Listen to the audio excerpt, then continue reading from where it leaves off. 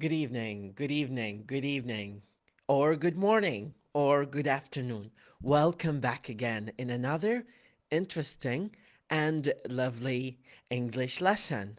Welcome back, my friends.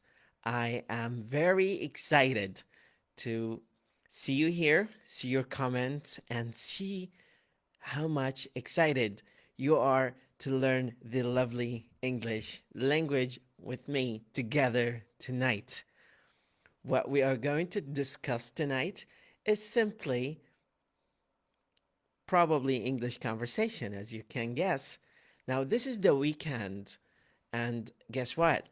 In weekends, we need to read something or listen to some lovely thing or watch an interesting movie or enjoy chatting together with our friends in English conversation style.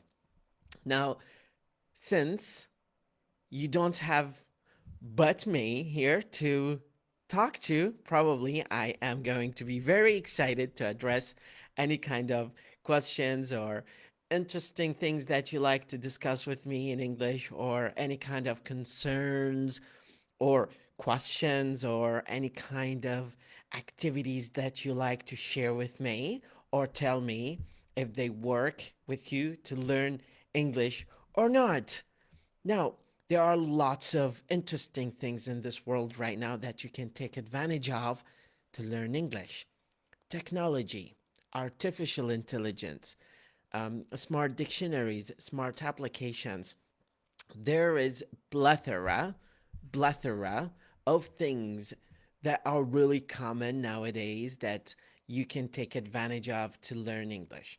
There are hundreds and thousands of things that you can take advantage of to learn this lovely language.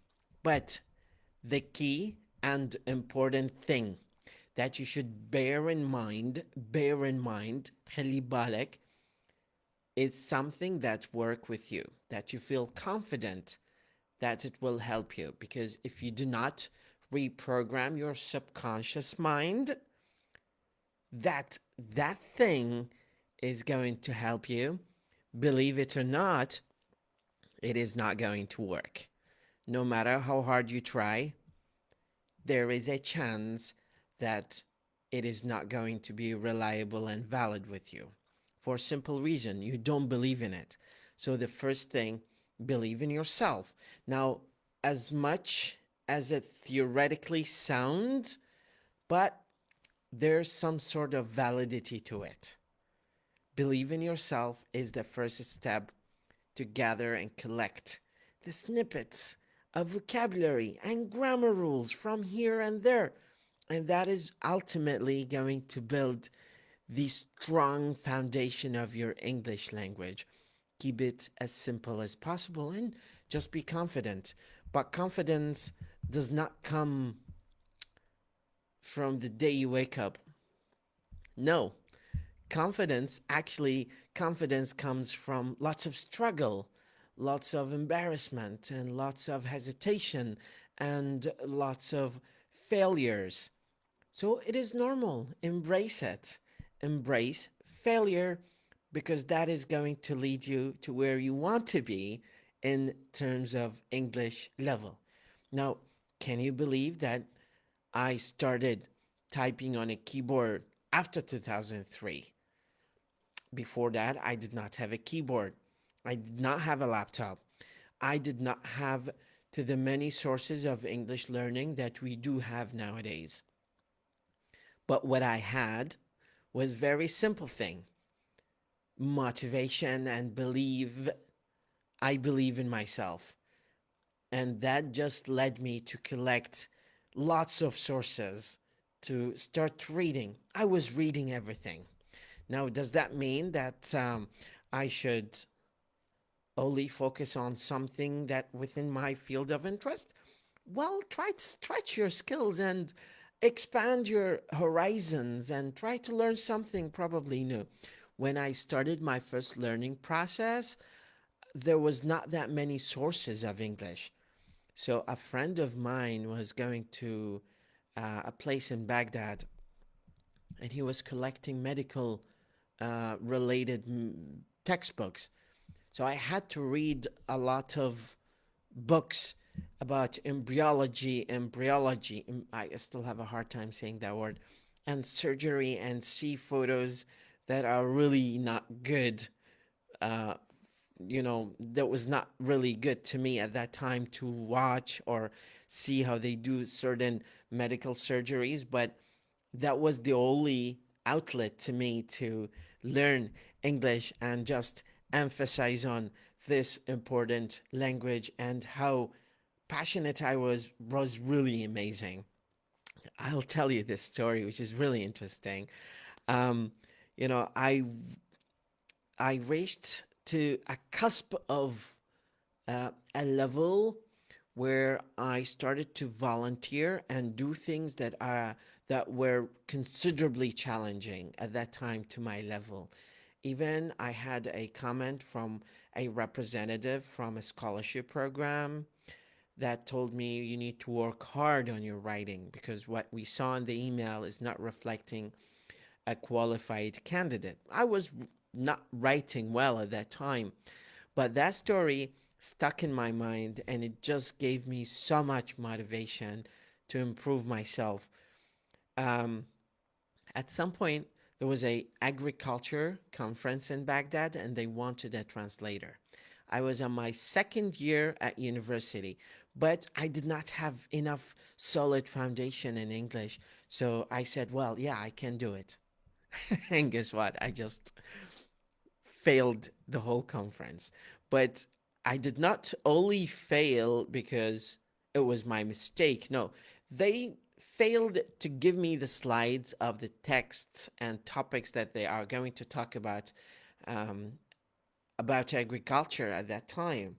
So I ended up translating terminology that were not suitable to the context, and it just backfired and hit in some other aspects.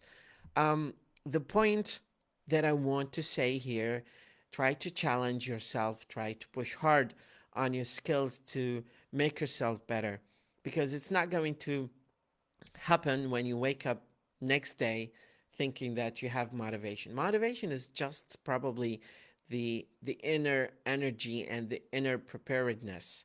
We always say that people are partially nurtured and partially natured.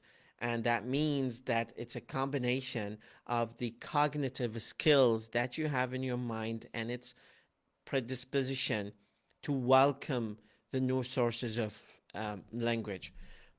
There is another interesting thing that I want to tell you, and it may surprise you. It will definitely surprise you.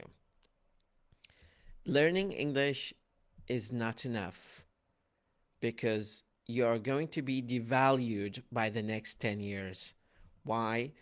It is so common of a language that probably you will not find any kind of source of profit from learning English in the upcoming years. So you need to invest more in learning Spanish, German, French. I'm learning French right now um, because I don't think that with the prevalence of technology right now that the next generation is going to have any difficulty with English.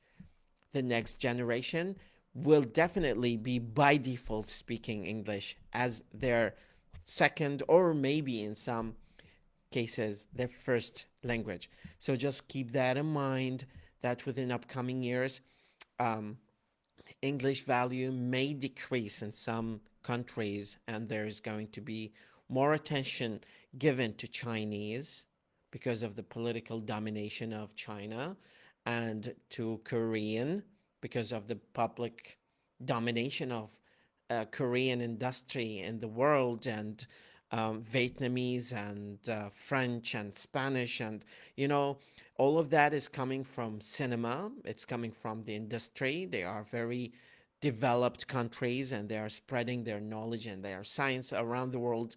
So, globally speaking, they are starting to catch up with the with language and with introducing new methods of learning their languages through the channels of cinema, through channels of manufacturing and industry and technology. All of that is going to come cumulatively help spreading their language globally. So focus on English, but try to learn other languages through the lens of English. That is also going to help you. Do not focus on one single language, but remember something, that learning English is ultimately going to help you understand the syntactic and semantic, or the structure and grammar of other languages, because I think all languages share some commonalities. English, for example, is a combination of Latin, Greek, German, French, Spanish, and Arabic and Hebrew languages. They all descend from major languages, but this hub is contributing. So this tributary of English is just part of the whole tree of English language and other global languages in the world. So just this is very short chat that I wanted to ring the bell of the significance and ring the alarm of the significance of English and as a global language, as a global phenomena. And you need to keep that in mind and focus more. Try to read whatever you like. You have access to hundreds and thousands of sources out there. You can Google multi sources where you can learn language, install some applications, try to memorize some words on a daily basis. It takes a little bit of patience, actually. It is not going to happen in 1 month. You need at least 6 months to 1 year and a half, or around 1,200 hours of direct exposure to master and become professional English speaker.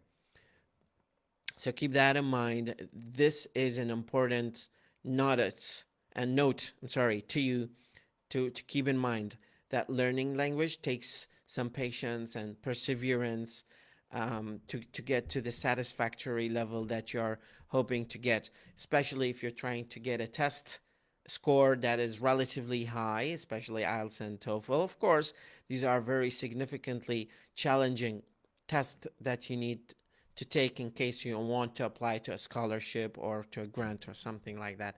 So English is ultimately going to kick in, and if you do not have good sufficient professional language skills, maybe you're going to lose that opportunity.